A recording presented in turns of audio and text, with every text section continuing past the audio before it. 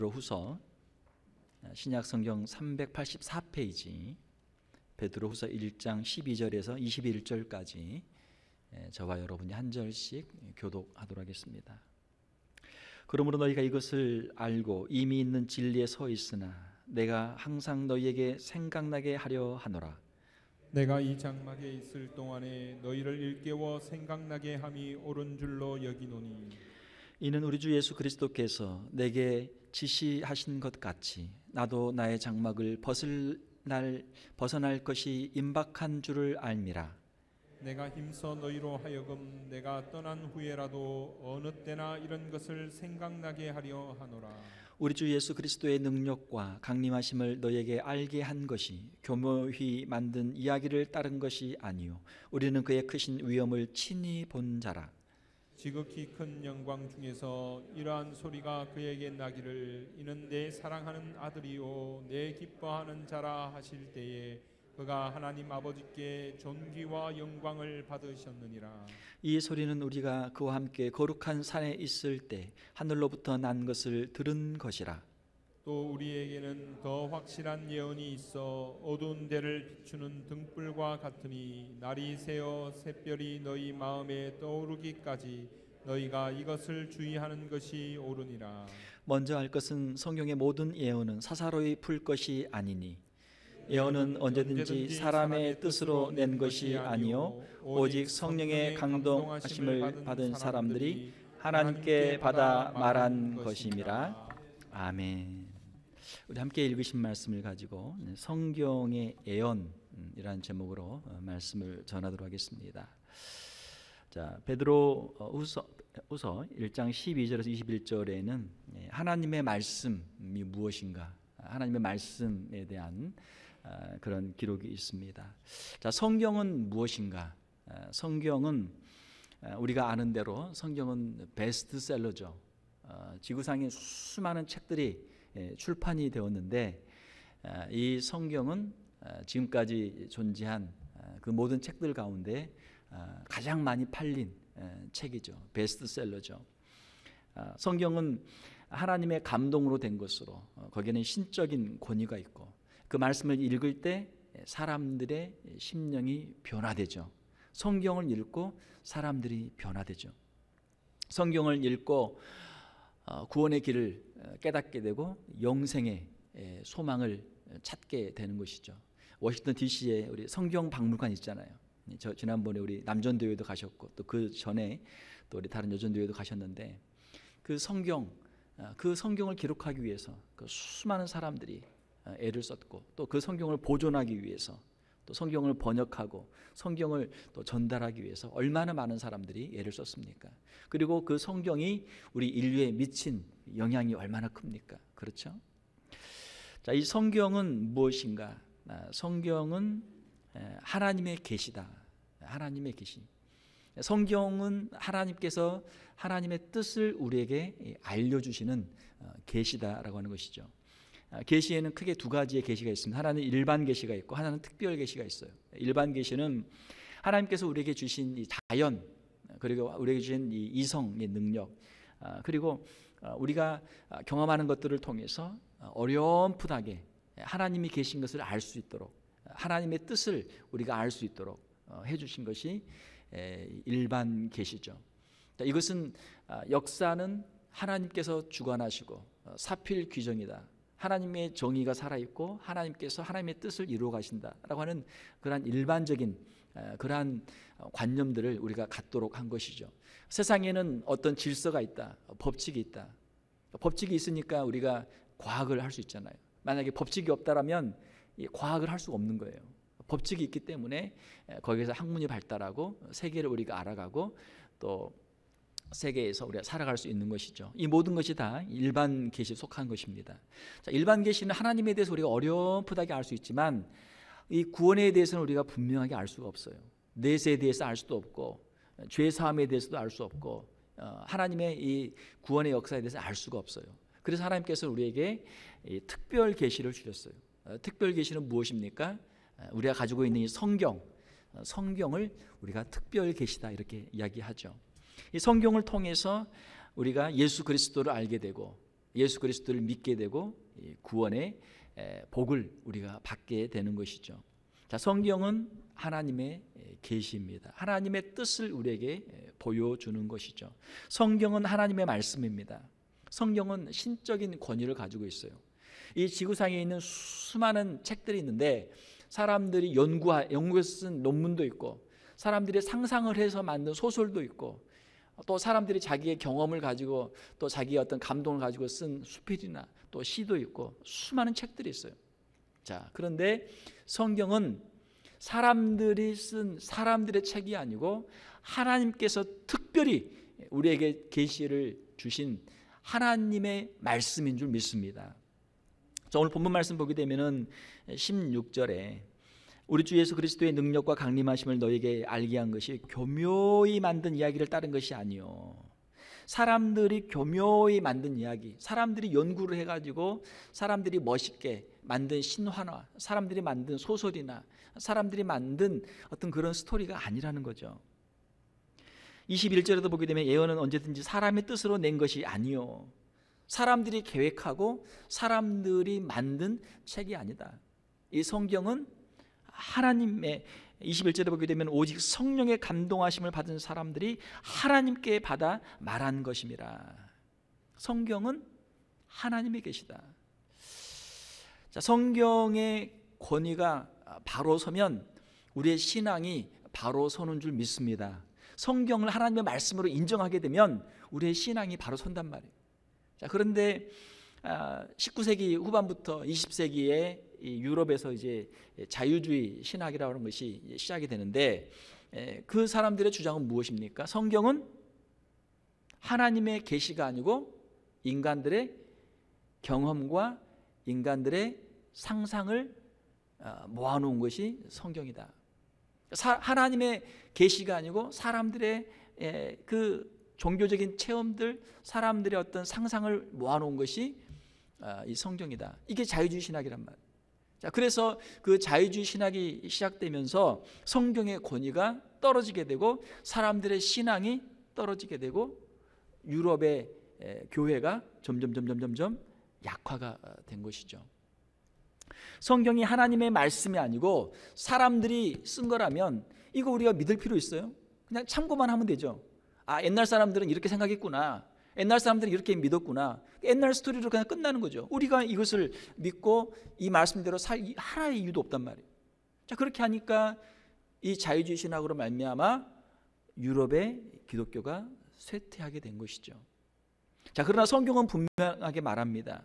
이 말씀은 사람들의 뜻으로 낸 것이 아니요 21절에 오직 성령의 감동하심을 받은 사람들이 하나님께 받아 말한 것임이라. 사람들이 물론 성경에는 40명이 넘는 저자들이 있습니다. 모세부터 시작해서 마지막 요한 사도까지 수많은 이 1600년의 긴 시간에 걸쳐서 40명이 넘는 저자들이 기록을 했어요. 자, 그러나 사람들이 이것을 쓰지만 하나님께서 성령님을 통해서 그 사람들의 심령 가운데 역사하셔서 하나님의 뜻을 기록하도록 하신 줄 믿습니다. 사람들이 썼지만 다양한 저자들이 있지만 원저자는 누구예요? 원저자는 하나님께서 그들에게 성령으로 역사하셔서 이것을 기록하도록 하셨기 때문에 원저자는 하나님이시죠. 그래서 하나님의 계시죠. 우리가 신학적인 용어를 쓴다면 성경은 어떻게 기록이 되었는가? 유기적인 영감을 통해서 기록이 되었다. 하나님께서 불러준 대로 쓴 게 아니고 하나님께서 감동을 주실 때 그 저자들이 자기의 언어로, 그래서 구약은 히브리어로, 신약은 헬라어로, 또 구약의 어떤 부분은 이제 아람어로 기록이 되어 있죠. 물론 신약에 몇 단어도 아람어가 있습니다. 자, 그리고 그 사람들의 기록한 그 사람들의 어떤 지적인 수준에 따라서 이것을 기록할 때 거기에 어떤 필체나 또 어떤 그 단어의 어떤 선택이나 이런 것들은 이제 영향이 있죠. 그러나 하나님의 뜻을 전달함에 있어서는 오류가 없이 하나님의 뜻을 우리로 하여금 예수 그리스도를 알고 예수 그리스도를 믿고 구원 얻도록 하기 위한 하나님의 계시가 성경에 다 기록이 되어 있는 줄 믿습니다. 이것이 유기적 영감설이라고 하는 것이죠. 성령께서 역사하셔서 저자들이 하나님의 성령의 영감을 받아서 성경을 기록했다라고 하는 것이죠. 자, 성경을 기록한 사람들, 구약의 선지자들, 신약의 사도들, 그들은 어떻게 기록했습니까? 그들은 자기들이 직접 보고 자기들이 직접 들은 것을 기록했죠. 16절에 보게 되면은 교묘히 만든 이야기를 따른 것이 아니요 우리는 그의 크신 위엄을 친히 본 자라. 베드로는 예수님의 제자죠. 12제자 중에 한 명이죠. 예수님을 직접 따라다녔고 예수님의 모든 기적들을 직접 보았던 사람이죠. 또한 여기서 기록하고 있는 17절, 18절은 누가복음 9장에 나와 있는 변화산 사건을 여기에 말씀하고 있습니다. 예수님께서 특별히 제자들 가운데 베드로와 요한과 야고보를 데리고 산에 오르셨는데 그곳에서 영광스러운 모습으로 변화되셨죠. 구약의 대표인 모세, 율법의 대표인 모세와 선지자의 대표인 엘리야가 함께 같이 성경에 대해서, 구약에 대해서 또 이야기하면서 예수 그리스도의 모든 그 구약의 성취와 완성에 대해서 함께 이야기를 했던 것이죠.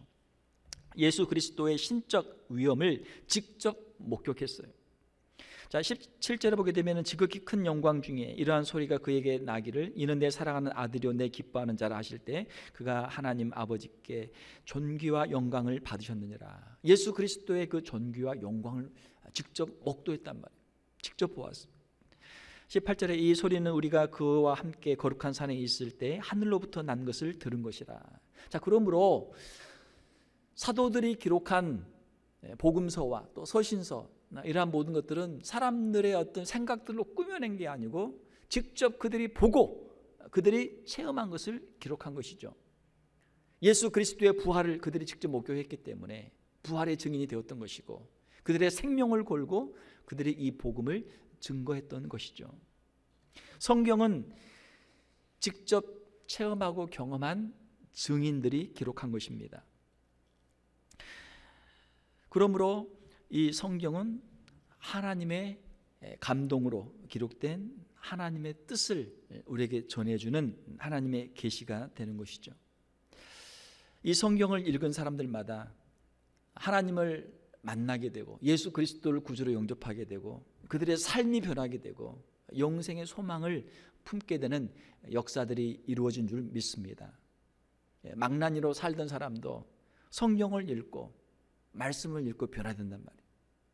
어거스틴 같은 경우도 로마서를 읽고 또 루터도 로마서를 읽고 또 여러 많은 사람들이 각자 자기가 하나님께로 받았던 그 말씀들을 읽는 가운데 그 사람들이 변화되었어요.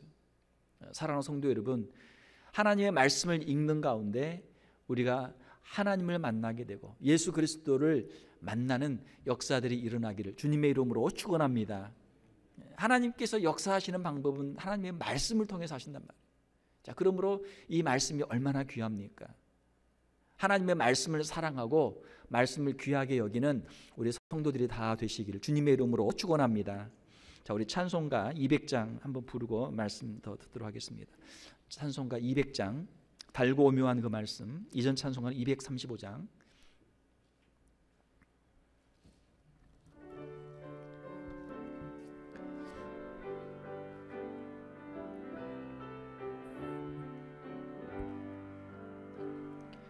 달고 묘한 그 말씀 생명의 말씀은 귀한 그 말씀 진실로 생명의 말씀이 나의 길과 믿음 밝히 보여주니 아름답고 귀한 말씀 생명샘이로다.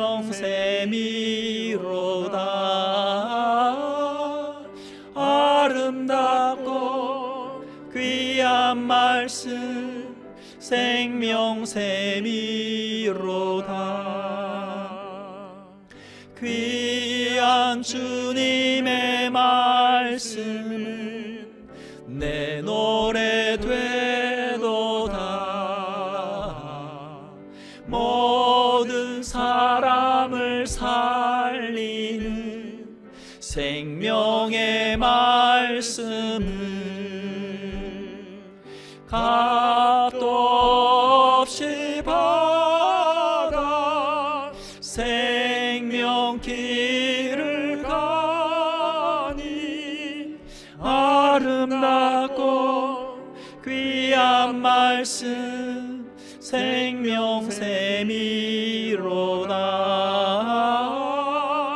아름답고 귀한 말씀 생명샘이로다.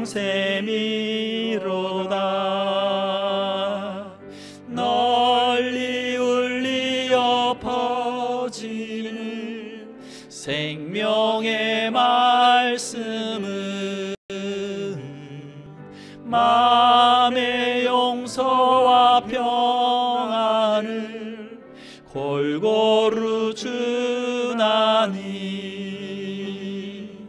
다만 예수 말씀 듣고 복을 받네. 아름답고 귀한 말씀 생명샘이로다.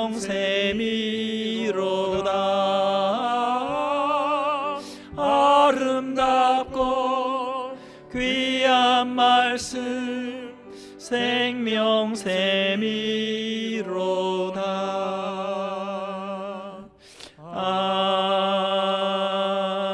아멘.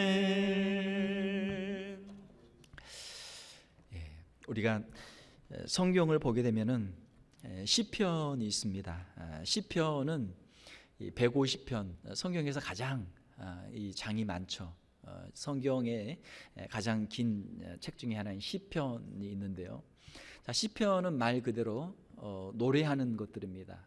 아름다운 이 찬양을 모아놓은 것들이죠. 그러면은 시편에서는 과연 무엇을 노래할까? 시편에서는 과연 그 노래의 제목이 무엇일까?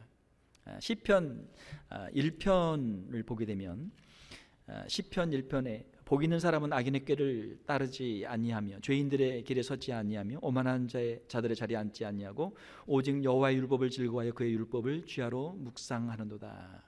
자, 누가 복 있는 사람이라고요? 말씀을 주야로 묵상하는 사람. 율법을 주야로 묵상하는 사람, 하나님의 말씀을 주야로 묵상하고 죄인들의 길에 서지 않는 사람이 복 있는 사람이다. 그러니까 시편에서는 누가 복 있는 사람인가? 하나님의 말씀을 가까이 하는 사람이 복 있는 사람이다. 하나님의 말씀에 대한 찬양이죠. 하나님의 말씀에 순종할 때 하나님의 복을 받게 된다. 그는 시냇가에 심은 나무가 철을 따라 열매를 맺으며 그 잎사귀가 마르지 아니함 같으니 그가 하는 모든 일이 다 형통하리로다. 자, 시편 1편이 하나님의 율법의 아름다움, 율법을 사모하는 사람의 복에 대해서 기록을 하고 있죠. 자, 시편에서 가장 긴 장이 시편 119편이죠. 시편 119편은 176절까지 되어 있어요. 아주 굉장히 긴 장입니다. 그러면 시편 119편의 주제는 무엇인가? 시편 119편의 주제는 하나님의 말씀의 아름다움이에요. 시편 119편 전체가 하나님의 말씀이 얼마나 아름다운가. 시편 119편 유명한 말씀들이 많지만 103절을 보게 되면 주의 말씀의 맛이 내게 어찌 그리 단지요 내 입에 꿀보다 더 단이다. 자, 옛날에는 그 단계 별로 없었거든요. 지금은 뭐 단계 많죠. 설탕도 있고 뭐 캔디도 있고 초콜릿도 있고. 지금은 단계 얼마나 많아요. 옛날에는 단계 별로 없었단 말이에요. 저희 어릴 때만 해도 꿀 그 하나 떡이라도 꿀 하나 찍어 먹으면 그게 얼마나 달아요. 꿀이 없으니까 뭐 조청 그 별로 안 달잖아요. 그래도 그거라도 찍어 먹으면 얼마나 달아요. 자, 주의 말씀의 맛이 내게 어찌 그리 단지요. 그 자꾸 생각난단 말이에요. 그게 자꾸 생각나. 그 말씀의 단맛이 자꾸 생각나. 그걸 찾게 돼. 그걸 찾게 돼. 꿀단지를 숨겨놓으면 자꾸 찾잖아요. 말씀을 자꾸 찾게 돼요. 말씀이 아름답고 말씀이 달기 때문에. 시편 119편 105절에 보게 되면 주의 말씀은 내 발의 등이요 내 길의 빛이니이다. 이 어두운 밤에 우리가 자동차를 운전할 수 없죠. 큰 사고 나죠. 헤드라이트를 켜야죠. 예. 빛이 있어야 길을 갈 수 있단 말이에요. 우리의 인생길을 어떻게 갈 수 있습니까? 우리가 한 번도 가보지 않은 길 어떻게 갈 수 있어요? 하나님의 말씀의 인도를 받아야 우리가 안전하게 행할 수 있는 줄 믿습니다. 말씀이 우리의 발에 등이 되고 길에 빛이 되어주는 것이죠. 안내자가 되어주는 것이죠. 시편 119편 전체는 하나님의 말씀의 아름다움에 대해서 찬양하고 있어요. 시편 119편뿐만이 아니고 시편의 많은 부분들이 하나님의 말씀, 율법의 아름다움에 대해서 찬송을 하고 있죠. 구약을 보게 되면 모세오경이 있습니다. 율법서예요. 그 다음에 선지서가 있어요. 선지서는 하나님의 이 말씀으로 다시 돌아가자.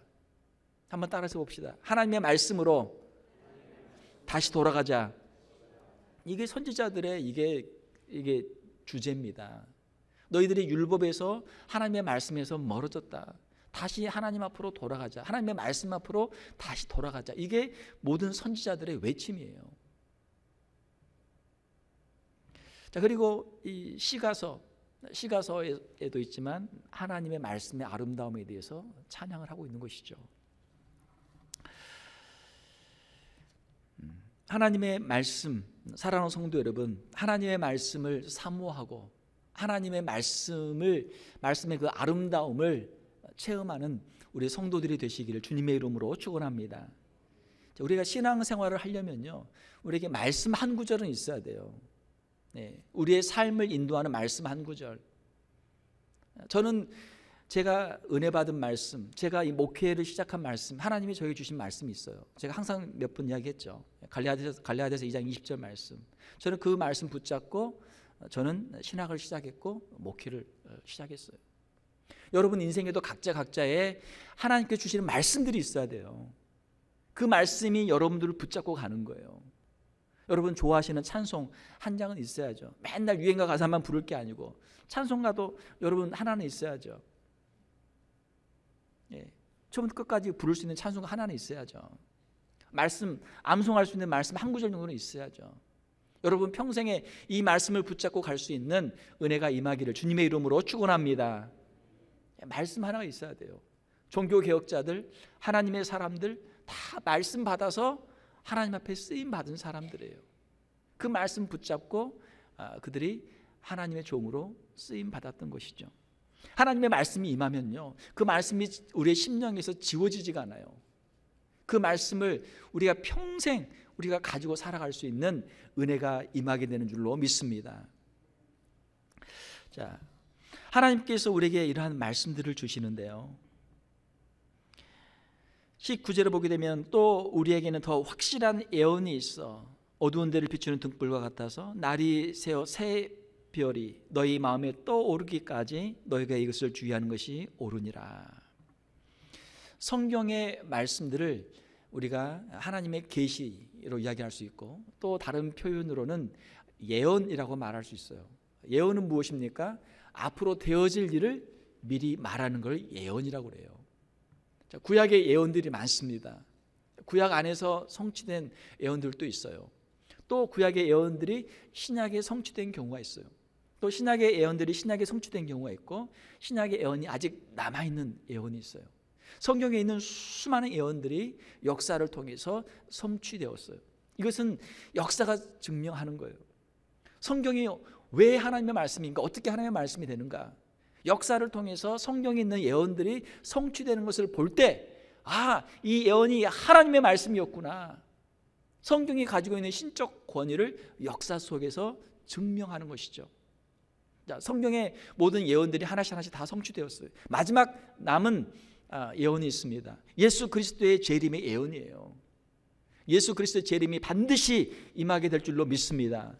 이게 우리 신약의 성도들의 마지막 남아있는 믿음이죠. 예수 그리스도의 재림, 주님께서 제자들에게 주신 사명, 너희는 모든 민족에 가서 복음을 전하라. 모든 민족의 복음이 전개되면 그제야 끝이 오리라. 주님의 약속이 있거든요. 제자들은 주님의 그 말씀을 붙잡고 복음을 전했어요. 온 유대야와 사마리아와 땅끝까지 이르러 복음을 전했습니다. 2000년의 긴 시간이 지나면서 예루살렘에서 시작한 복음이 우리 사도행전을 보게 되면 유대에서 사마리아에서 로마로 가게 되고 서바나로 가게 되고, 자, 그 후에 우리의 역사를 보게 되면 유럽이 복음화되고 그 복음이 이 미주와 아프리카와 아시아 전 세계 복음이 증거되지 않았습니까? 저와 여러분들에게도 우리의 앞서간 믿음의 선진들을 통해서 예수 그리스도의 이 약속을 붙잡는 믿음의 사람들을 통해서 우리에게 이 복음이 전달된 줄로 믿습니다. 우리에게 이 바톤 터치가 됐단 말이에요. 우리도 이 바톤을 가지고 열심히 뛰죠. 우리의 앞서간 마치 계주를 하는 것처럼 우리의 먼저 뛰었던 사람들이 우리에게 이 복음의 바톤을 줄 때 그걸 우리가 받았단 말이에요. 그걸 갖고 우리가 지금 뛰고 있어요. 우리가 할 수 있을 때까지 뛰고, 자, 우리의 갈 길을 다 가면 어떻게 해야 되겠어요? 다음 사람에게 바톤을 줘야죠. 우리의 자녀들이 될 수도 있고, 우리의 교회 아이들이 될 수도 있고, 다음 주자들에게 바톤을 넘겨야죠. 자, 모든 민족의 복음이 증거되는데 지금요 전 세계에 복음이 안 들어간 데가 없어요. 안 들어간 데가 없어요. 성경 박물관에 가보세요. 얼마나 많은 언어로 번역이 되어 있습니까? 아직도 남아있는 언어들이 있죠. 그건 다 소수 부족들이에요. 소수 언어들이에요. 웬만한 언어들로는 번역이 다 돼 있어요. 영어의 성경 번역본이 얼마나 많습니까? 킹 제임스 버전, NIV, RSV, ESV 얼마나 많아요. 성경 버전이. 우리 한글도 얼마나 버전이 많습니까? 성경이. 옛날 우리 구역도 있고 지금 우리가 가지고 있는 개정 개역도 있고 또 표준 세번역도 있고 번역본이 얼마나 많은지 몰라요. 우리 한글로는. 북한 언어로도 성경이 번역되어 있습니다. 조선어로 북한 언어로도 성경이 번역되어 있어요. 복음이 안 들어간 데가 없어요. 이슬람권에도 공산권에도 불교권에도 힌두권에도 복음이 다 들어가 있어요. 주님의 오실 그 날이 곧 임하게 될 줄로 믿습니다. 우리가 정신을 차려야 돼요. 이제가 이 마지막 때다. 우리가 정신을 차리고 살아야 돼요. 왜요? 성경의 모든 예언들이 성취가 되었거든요. 마지막 남아있는 예언, 예수 그리스도의 재림과 마지막 심판에 대한 약속이 예언이 반드시 성취될 줄로 믿습니다. 자, 우리가 함께 읽은 19절의 말씀, 더 확실한 예언. 베드로 사도가 체험한 자신의 체험보다 더 확실한 예언이 있다. 그것은 무엇입니까? 구약의 선지자들이 이미 기록한 구약 성경을 말하는 거예요. 우리가 물론 체험도 중요하지만 우리의 체험보다 더 중요한 게 무엇입니까? 하나님께서 하나님의 종들을 통해서 선지자들을 통해서 사도들을 통해서 기록하신 성경 말씀, 이것이 더 확실한 예언이고 이것이 더 확실한 증거란 말이에요. 성경 말씀이 변하지 않죠. 확실하기 때문에 우리가 믿을 만하죠. 사람들의 여러 간증도 많고 체험도 많지만 그것은 그냥 우리가 절반만 우리가 믿으면 돼요. 그걸 다 믿을 수는 없어요. 자기의 체험이기 때문에 거기에는 뻥튀기가 있을 수도 있고 플러스가 있을 수도 있고 마이너스가 있을 수도 있고, 우리가 그냥 저분은 저런 신령한 체험을 했구나, 그냥 그 정도 끝나면 돼요. 야, 누가 뭘 봤다더라, 누가 뭘 들었다더라, 거기 쫓아다닐 필요가 없단 말이에요. 왜요? 우리에게는 더 확실한 예언이 있기 때문에. 주님이 우리에게 주신 말씀, 확실한 예언의 말씀이 여기 있잖아요. 확실한 예언의 말씀이 있어서 사도 바울이 이것을 기록할 당시에는 구약 성경이죠. 자, 구약 성경에 무슨 예언들이 있습니까? 예수 그리스도의 초림에 대한 예언들이 있죠. 그 구약의 예언들의 성취로 예수 그리스도가 오신 것이죠. 어두운 데를 비추는 등불과 같으니 그 말씀들이 우리의 어두운, 영적으로 어두운 우리를 비춘단 말이에요. 하나님의 말씀이 우리를 비춰줘요. 자, 그러면 우리의 심령이 어떻게 돼요? 거기에서 등불과 같이 또 날이 새어 샛별이 떠오르는 것처럼 우리의 마음속에 떠오르는 게 있단 말이에요. 말씀을 우리가 묵상하면서 말씀을 읽고 말씀을 연구하고 이게 무슨 뜻일까? 우리가 기도하는 가운데 말씀을 이렇게 연결해 보면은 이게 이런 뜻이었구나 하는 것을 깨닫게 된단 말이에요. 말씀을 깨달을 때 얼마나 기쁨이 큽니까? 구약에 있는 말씀들이 그냥 있는 것이 아니고 신약에 있는 말씀과 서로 짝이 되죠. 연결이 된단 말이에요. 아, 구약의 말씀이 신약에 이렇게 성취되었구나.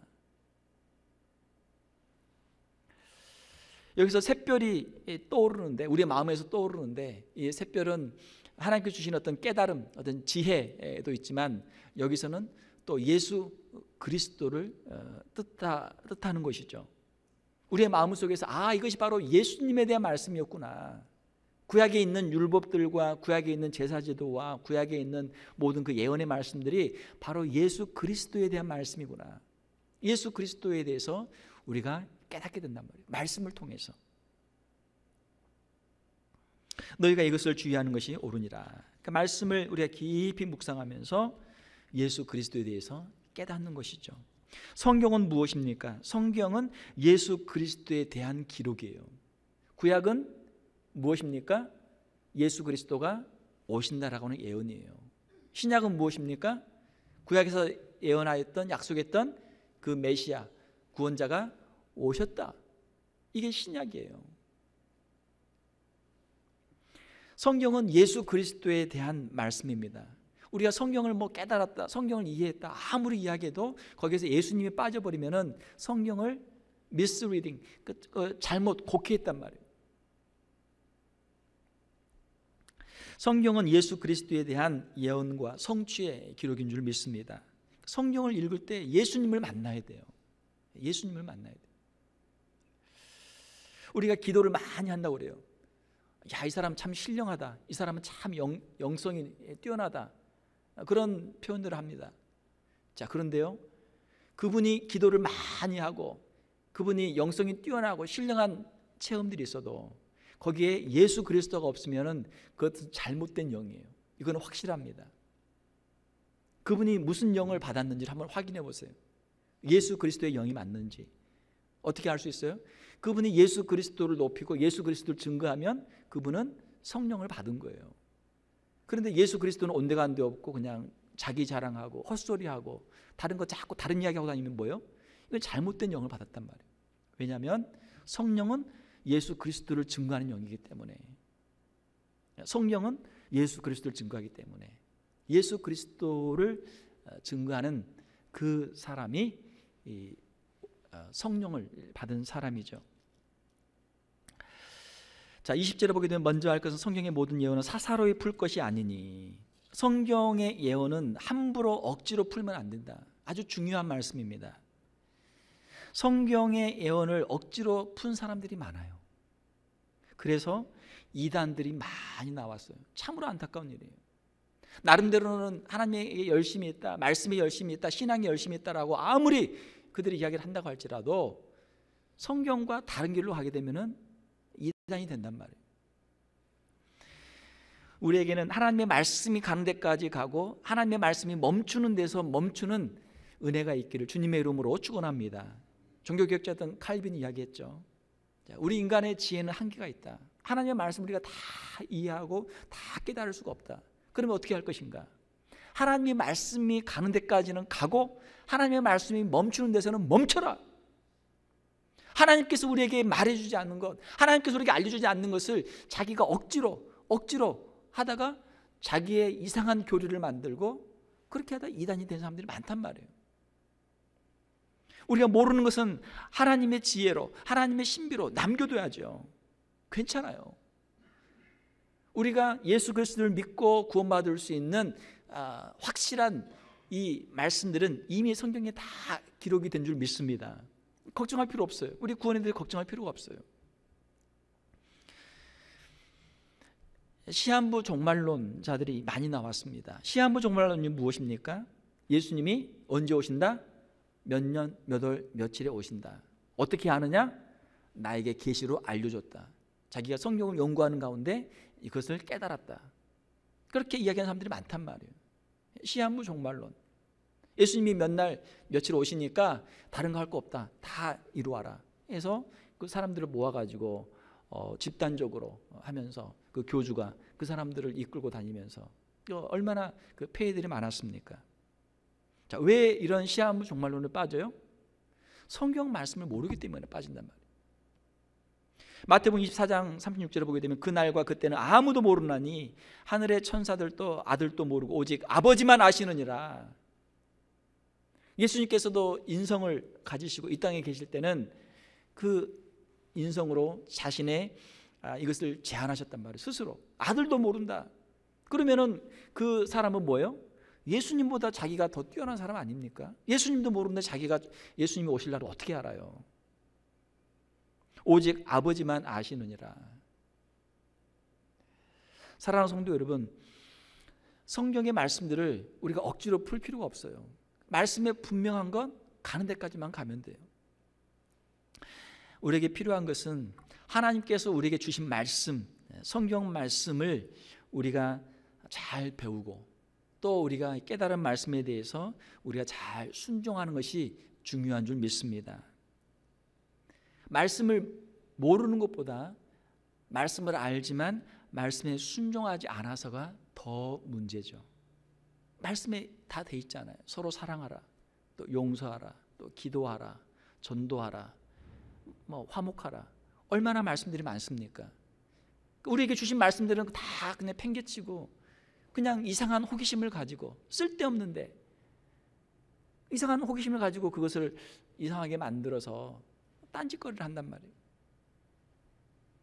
모르는 게 문제가 아니고 알면서도 순종하지 않는 것이 오늘날 우리의 문제죠. 우리가 배운 것, 우리가 아는 것 하나라도 우리가 최선을 다해서 말씀에 순종하는 우리 성도들이 되어야 될 줄로 믿습니다. 개인적인 경건의 시간이 참 중요해요. 개인적인 경건의 시간. 하나님의 말씀 앞에서 자기를 비춰보는 거거든요. 여러분 밖에 나갈 때 거울 다 보시죠. 막 거울 안 보고 나오신 분들 한두 분은 계실 거예요. 그러나 대부분은 거울 보고 나간단 말이에요. 옷이 잘 됐는지, 머리가 잘 됐는지. 우리가 사람들 앞에서 우리의 외모를 우리가 신경을 쓰잖아요. 자, 그러면 하나님 앞에서 우리의 영혼을 우리가 어떻게 하고 있어요?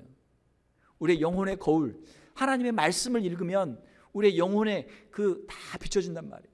내가 무슨 생각을 하고 있는지, 내가 지금 무슨 행동을 하고 있는지, 내가 무엇을 지금 원하고 있는지, 내가 어떻게 살고 있는지.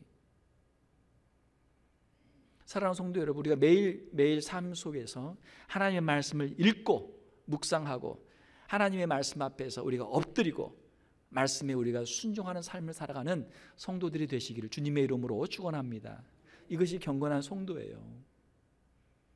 사람들에게 뭐 단추가 좀 풀어져도 괜찮고 머리가 흐트러져도 괜찮아요. 하나님 앞에서 우리가 지금 어떠한 모습으로 서 있는지, 우리의 영적인 상태를, 우리의 영혼의 상태를 우리가 하나님 앞에서 살펴야 될 줄 믿습니다. 하나님의 말씀은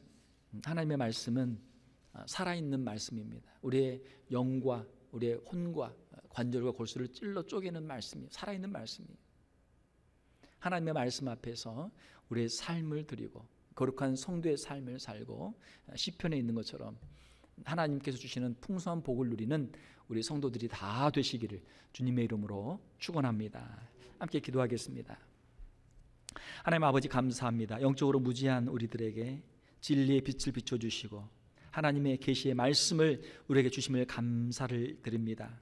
하나님의 말씀을 통해서 예수 그리스도를 알게 하시고 예수 그리스도를 구주로 영접하게 하시고 영생의 복을 받도록 하여 주심을 감사를 드립니다. 우리의 심령을 변화시켜 주심을 감사를 드립니다. 오직 주의 말씀을 따라 살게 하시며 주의 말씀을 따라 순종하게 하시고 하나님이 주시는 풍성한 복을 누리는 우리 귀한 성도들 다 되게 하여 주시옵소서. 말씀으로 우리의 길을 비춰주시고 말씀으로 우리를 치유하여 주시고 회복시켜 주시고 우리에게 능력을 주시며 하나님의 귀한 일꾼들로 쓰임받는 저희들이 다 되게 하여 주시옵소서. 거룩하신 우리 주 예수님의 이름으로 기도하옵나이다. 아멘.